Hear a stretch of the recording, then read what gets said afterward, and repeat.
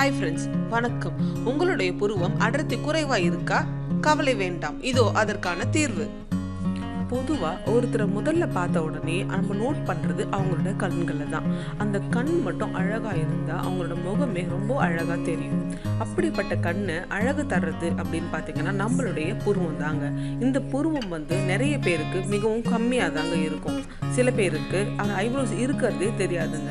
ஆதலால் நம்ம வெளியில் போகும்போது என்ன பண்ணுறோம், ஐப்ரோ பென்சில் வச்சு அந்த புருவத்தை வரைஞ்சிட்டு போகிறோங்க.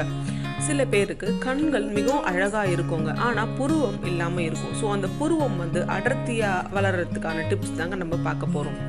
இந்த ஐப்ரோஸ் கம்மியாக இருக்கிறதுக்கு பல ரீசன்ஸ் இருக்குங்க.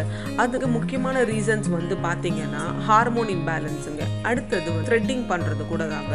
அடிக்கடி த்ரெட்டிங் பண்ணிகிட்டே வரும்பொழுது அந்த இடத்துல முடி வளர்ச்சி ரொம்ப தடைப்படுமாங்க. இப்போ இந்த புருவத்தை எப்படி அடர்த்தியாக வளர வைக்கிறதுன்றதை பற்றி தாங்க நம்ம பார்க்க போகிறோம். அதற்கு தேவையான பொருட்கள் விளக்கெண்ணெய். இந்த எண்ணெயில் நம்ம முடி வளர்க்கறதுக்குரிய அத்தனை பார்ட்டிகல்ஸும் நிறையவே இருக்குது. இந்த எண்ணெயை நம்ம ஐப்ரோஸில் தடவி ஒரு 2-3 நிமிஷம் மசாஜ் பண்ணிட்டு ஒரு அரை மணி நேரம் கழிச்சு வெது வெதுப்பான தண்ணியில் முகத்தை கழுவிடுங்க. டெய்லி இதை செஞ்சு வந்தீங்கன்னா உங்களோட ஐப்ரோஸ் அடர்த்தியாக இருக்கும். எங்கள் இடத்துல தேங்காய் எண்ணெய் தாங்க கிடைக்குது, இந்த விளக்கெண்ணெய் கிடைக்க மாட்டேங்குது அப்படின்னு சொன்னீங்கன்னா அதுக்கும் தீர்வு இருக்குங்க. இந்த தேங்காய் எண்ணெயோட கொஞ்சம் எலுமிச்சம்பழ தோலை போட்டு நல்லா ஒரு நாள் ஃபுல்லாக அதை ஊற விடுங்க.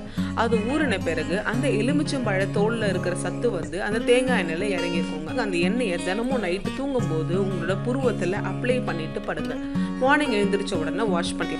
சில பேருக்கு இந்த லெமன் தோலோட எக்ஸ்ட்ராக்ட் இந்த ஐப்ரோஸ்க்கு நமிச்சல் கொடுக்குங்க. அவங்க ராத்திரி முழுக்க அப்ளை பண்ணாமல் அந்த எண்ணெயை கொஞ்ச நேரம் ஒரு 10-20 நிமிஷம் அப்ளை பண்ணிட்டு வெது வெதுப்பான தண்ணீர் வச்சு வாஷ் பண்ணிடுங்க.